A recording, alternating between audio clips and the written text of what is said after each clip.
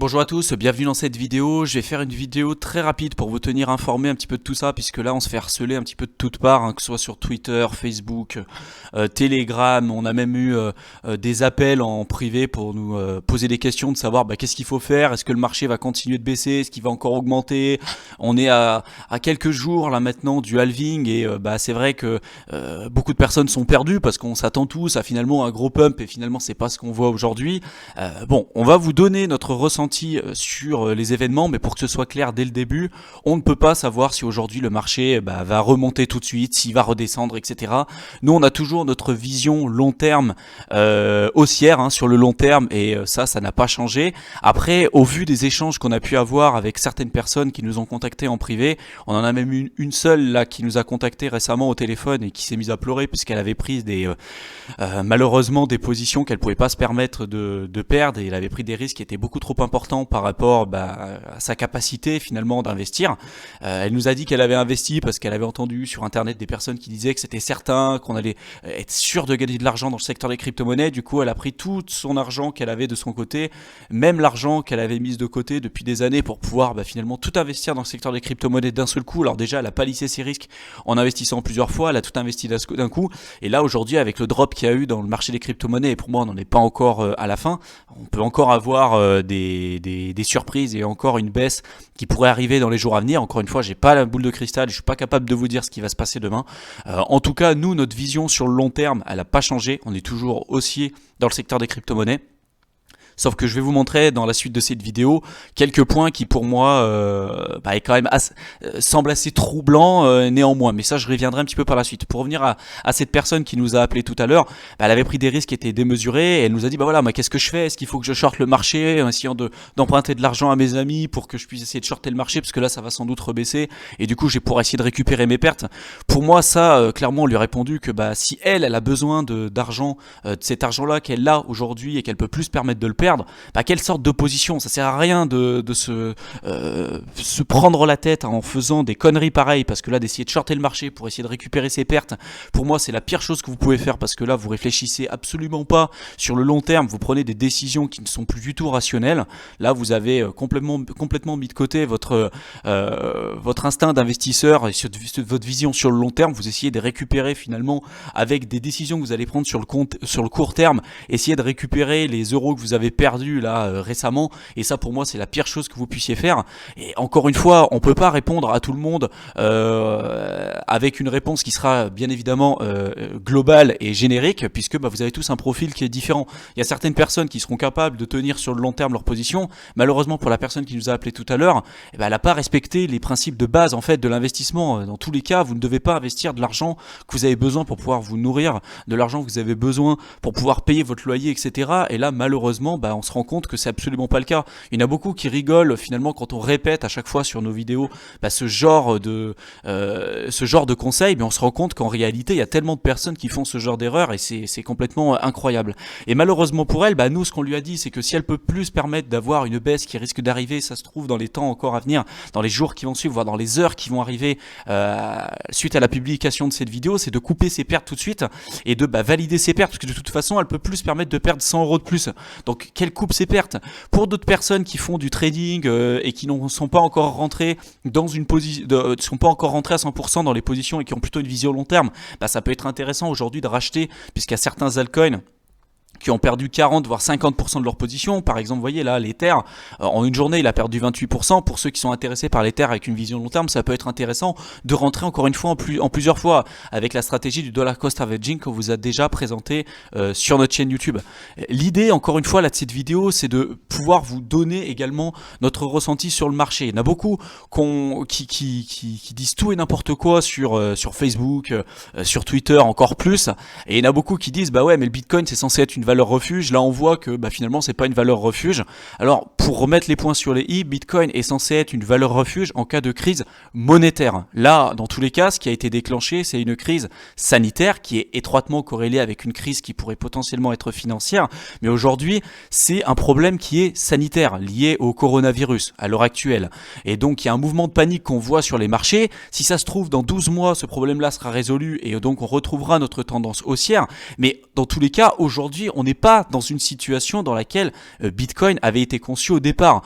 Bien évidemment, vous regardez aussi l'or qui aujourd'hui est une valeur refuge, même lui a subi une baisse là ces derniers temps. Donc en fait, il n'y a aucun actif qui aujourd'hui a permis d'avoir une hausse importante vis-à-vis de tout ce que vous avez pu voir sur le marché, que ce soit les actions, les obligations, même l'or a subi des pertes, le Bitcoin bien évidemment et les crypto-monnaies en général, parce que c'est un marché qui est très très très volatile. C'est impossible aujourd'hui pour nous de vous dire ce qui va se passer demain, et ça je pense que vous l'avez bien compris. Et peu importe finalement la personne que vous allez suivre, peu importe l'analyse technique que vous allez pouvoir voir, personne ne s'attendait à ce genre d'événement-là, même pas les traders professionnels qu'on peut voir et les gourous qu'on peut suivre finalement sur YouTube. Il n'y en a aucun qui avait finalement prédit ce genre de baisse là.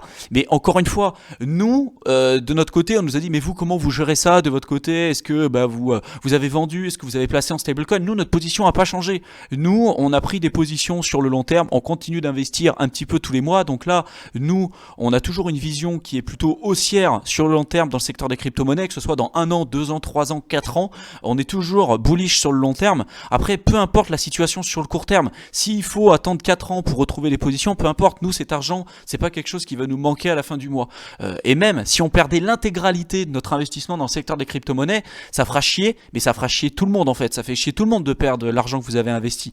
Mais encore une fois, c'est pas de l'argent qu'on a besoin pour pouvoir se nourrir à la fin du mois. Et il y en a beaucoup qui ont pris des positions qui sont beaucoup trop importantes, avec des effets de levier qui sont beaucoup trop importants. Et ça, malheureusement, j'ai envie de vous dire, ça vous servira de leçon. Encore une fois, malheureusement, parce que beaucoup de personnes ne sont pas suffisamment formées, ont suivi les gourous un petit peu qu'on peut voir sur internet, qui leur ont dit on est sûr que le Bitcoin va augmenter, que c'est une valeur refuge, que ça y est c'est acté, et que finalement quand tout va se cracher à côté, que le Bitcoin va augmenter. Malheureusement on se rend compte qu'aujourd'hui c'est pas forcément le cas. Mais ayez une vision beaucoup plus long terme. Si vous avez pris des positions que vous pouvez pas vous permettre de perdre, et que si vous perdez 1000 € de plus, c'est terminé pour vous, vous faites vous pouvez pas payer votre facture et vous pouvez pas vous nourrir à la fin du mois. Coupez vos pertes maintenant et terminez. Arrêtez de jouer, arrêtez d'essayer de récupérer vos pertes comme ça. Pour ceux qui ne sont pas encore rentrés en totalité dans leur position et qui souhaitent avoir une vision plutôt long terme, ça peut être un bon investissement pour ces personnes-là. Mais encore une fois, nous on n'est pas capable de vous dire ce que vous devez faire sur le court terme, puisque là malheureusement personne est capable de prédire ce qui peut se passer. Demain ça se trouve on va encore perdre 21%, ça se trouve demain on a récupérer les pertes qu'on avait eues aujourd'hui. On n'en a vraiment aucune idée de ce qui peut se passer, et ceux qui vous diront le contraire pour moi sont des menteurs. Il y a plusieurs choses que je voulais voir avec vous, et notamment ce graphique là qu'on vous avait déjà présenté sur la chaîne YouTube, sur le site Look into Bitcoin. Vous pourrez le retrouver dans la description de la vidéo, je vous mettrai le lien. Bitcoin depuis sa création suivait une courbe comme ça logarithmique, une courbe de croissance logarithmique, et vous voyez qu'à chaque fois du coup on avait cette courbe là en jaune tout en haut qui avait suivi les précédents plus haut à chaque fois, et en bas on avait comme support finalement cette droite là de logarithmique sur lequel qui faisait en fait office de support depuis la création en fait du Bitcoin. Là ce qui me pose un petit peu souci, c'est que finalement si vous zoomez un petit peu, cette courbe là aujourd'hui qui jouait en fait comme rôle de support sur cette tendance et cette croissance haussière qu'on avait depuis la création de Bitcoin, a été cassée justement à la baisse, et elle faisait aujourd'hui office de support à 7456 $.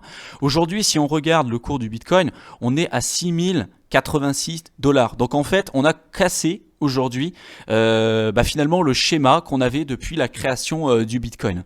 Et donc ça c'est ce qui fait poser quelques questions. Alors en effet on est toujours en train un petit peu de réagir à froid parce que c'est ce qu'on voit.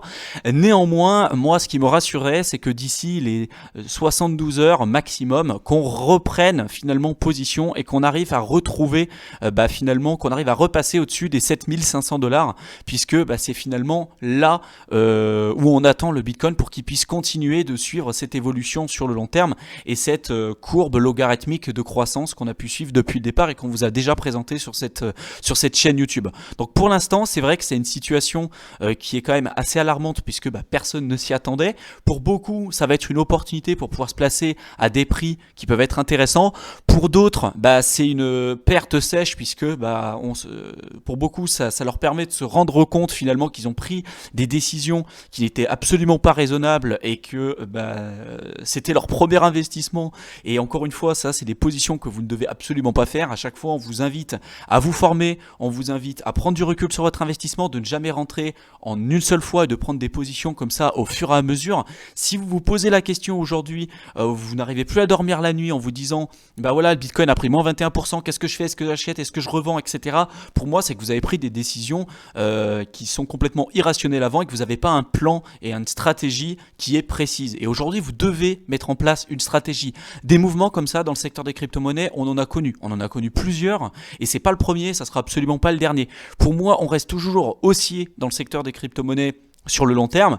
Peut-être que là, on a cassé une tendance haussière sur le court terme, mais pour moi, si dans les 2-3 jours on arrive à récupérer finalement cette courbe logarithmique qui jouait office vraiment de support sur le long terme, et bien pour moi ça aura été simplement une volatilité comme ça, comme on a toujours connu dans le secteur des crypto-monnaies. Mais aujourd'hui on est incapable de vous dire si ça va continuer de baisser, si ça va augmenter, si finalement on va complètement casser cette tendance haussière qu'on a connue depuis maintenant plus de 11 ans sur le Bitcoin.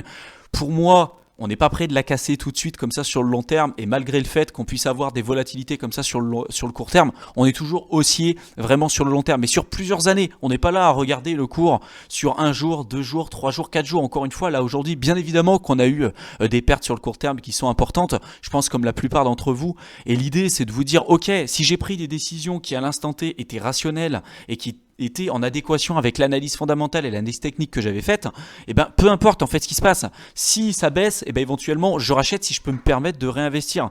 Si aujourd'hui vous avez des pertes qui sont aujourd'hui beaucoup trop importantes et que vous ne pouvez pas vous permettre de continuer finalement de perdre sur le long terme, coupez vos pertes et arrêtez ça et formez-vous la prochaine fois. Arrêtez de croire tout ce qu'on va pouvoir vous dire sur internet et de prendre des décisions qui ne sont absolument pas rationnelles et basées sur le court terme, encore une fois.